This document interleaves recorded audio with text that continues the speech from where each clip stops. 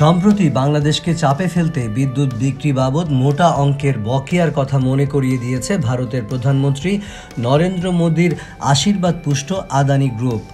বাংলাদেশকে বিদ্যুৎ দেওয়া এবং বকেয়া নিয়ে চাপ সৃষ্টি করলেও সেই আদানি গ্রুপই এখন আফ্রিকার কেনিয়া থেকে পালাতে বাধ্য হচ্ছে।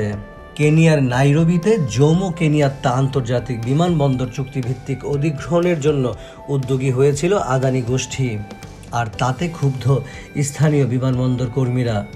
আদানিরা এলে স্থানীয় কর্মী ছাঁটাই করে বিদেশিদের কাজে নেওয়া হবে, এমন শঙ্কায় গেল সোমবার ধর্মঘট করে বিমান ক্ষেত্রের কর্মী সংগঠন কেনিয়া এভিয়েশন ওয়ার্কার্স ইউনিয়ন। চুক্তি বাস্তবায়িত হলে জোমো কেনিয়াত্তা আন্তর্জাতিক বিমানবন্দর সংস্কার এবং একটি অতিরিক্ত রানওয়ে তৈরির কথা ছিল আদানি গোষ্ঠীর। পরিবর্তে আগামী ৩০ বছর এই বিমানবন্দরের মালিকানা থাকত আদানিদের হাতে। শ্রমিক ইউনিয়নের ব্যাপক বিক্ষোভে শেষমেশ বিষয়টি গড়িয়েছে আদালত পর্যন্ত। দেশের স্থানীয় একটি আদালত কেনিয়া সরকার ও আদানিদের এই চুক্তি বাস্তবায়নে জারি করেছে সাময়িক স্থগিতাদেশ।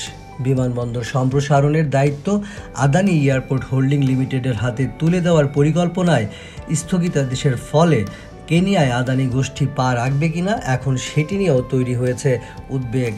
কেনিয়ায় আদানিদের এমন দুরবস্থায় নতুন বিপদের গন্ধ পাচ্ছে ভারতের বিরোধী দল। কংগ্রেস নেতা জয়রাম রমেশের শঙ্কা, এই ঘটনা ভারতের বিরুদ্ধে জনমত গঠনে ইন্ধন যোগাতে পারে। এক্স হ্যান্ডেলে তিনি লিখেছেন, আদানিদের বিরুদ্ধে কেনিয়ার মানুষের আন্দোলন ভারত এবং ভারতের সরকারের বিরুদ্ধে রোষে পরিণত হওয়ার আশঙ্কা রয়েছে।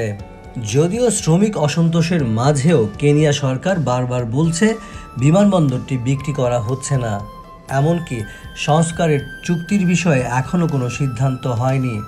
সরকারের দাবি এটি সরকারি বেসরকারি যৌথ উদ্যোগ। বিমানবন্দর রক্ষণাবেক্ষণের দায়িত্ব কার হাতে থাকবে সেটিও চূড়ান্ত নয়। সরকারের আশ্বাস সত্ত্বেও কেন শান্ত হচ্ছে না শ্রমিকেরা, সেটি নিয়েও বিস্তর জল ঘোলা হচ্ছে। ভারতীয় গণমাধ্যমগুলোর প্রশ্ন, এই ঘটনায় চীনের হাত নেই তো? বিভিন্ন সংবাদ মাধ্যম বলছে প্রাকৃতিক সম্পদে ভরপুর কেনিয়া বর্তমানে বিপুল ঋণের জালে জড়িয়ে পড়েছে। চীনের কাছে কেনিয়ার ঋণের পরিমাণ এখনও অজানা। চীন ঋণের ফাঁদে জর্জরিত মধ্য এশিয়া আফ্রিকার বহু দেশ। অনেক গবেষকের দাবি চীনের কাছে কেনিয়ার ঋণের পরিমাণ 50,000 কোটি টাকা। ভারতের চিরপ্রতিদ্বন্দ্বী চীন এটা কখনোই মানতে পারেনি যে কেনিয়া বা আফ্রিকার অন্য দেশগুলোতে ভারতীয় সংস্থা বিনিয়োগ করবে। তাই কেনিয়ার বিমানবন্দরের কর্মী সংগঠনের এই বিক্ষোভের নেপথ্যে বেইজিংয়ের ষড়যন্ত্রের ছায়া দেখতে পাচ্ছে ভারতীয় গণমাধ্যমগুলো। শুধু তাই নয়, এবার কেনিয়ার বিমানবন্দর পরিচালনার ভার না পাওয়া কেনিয়া আদানি গোষ্ঠীর জন্য একটি বড় ধাক্কা হিসেবেই মনে করছেন বহু বিশ্লেষক।